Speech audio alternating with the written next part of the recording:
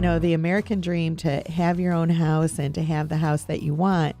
And many boomer buyers look for high style, low maintenance homes. And basically what we're trying to tell you is that when you're downsizing, it's always been in the past that you would think, oh, I'm downsizing, I'm going to have something less than what I have right now. But that is not at all the case when you're downsizing. It might be having a little less space because you don't need all of the bedrooms that you had before. Yep. It might be having a little less lawn because you don't want to do that all the yard anymore, work. all the yard work anymore. But it does mean that you are going to have all the amenities and maybe even more amenities that you have in your current home right now. Maybe it's an attached home like a townhouse that we were talking about, or maybe it's a condo. Maybe it's just a smaller home that you're looking for.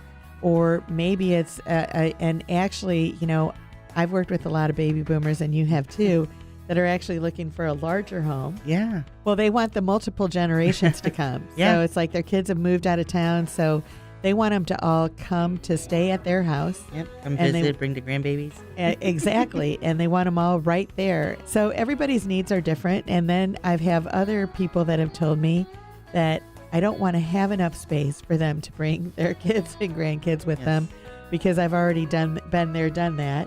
When you're looking at it, there's 10,000 roughly houses on the market, or 12,000 right now, that are on the multiple listing service.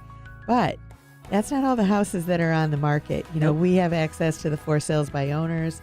There's builder closeouts. Most of the builder homes are not on the market in that way. Well, and it is a big decision that you make, and when you're actually buying or selling a home, regardless of which way it is.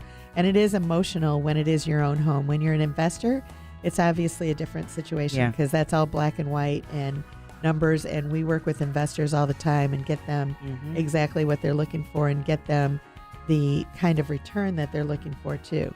But when it comes down to it, whatever people's needs are, we're there to walk them through all the way of everything that happens, because there are hiccups that happen between finding that house and getting it actually in your name.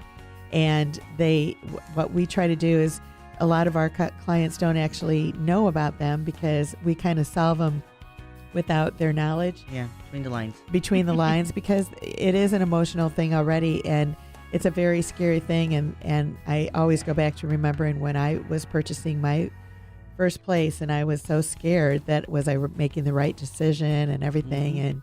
And I actually was wondering, am I going to be able to afford the payment, even though it was less than rent, and like is our situation here today and everything. But when you're looking at it, you think, oh my goodness, is it right? Is it the right thing? And what kind of hurdles are you going to have to go through? And there's a lot of I's that needed to be dotted and T's that crossed. But the good news is that we walk through those things with you, and we try to spend time with you to actually go through everything that's coming up, so you're not blindsided by anything, because there's a lot of things that happen.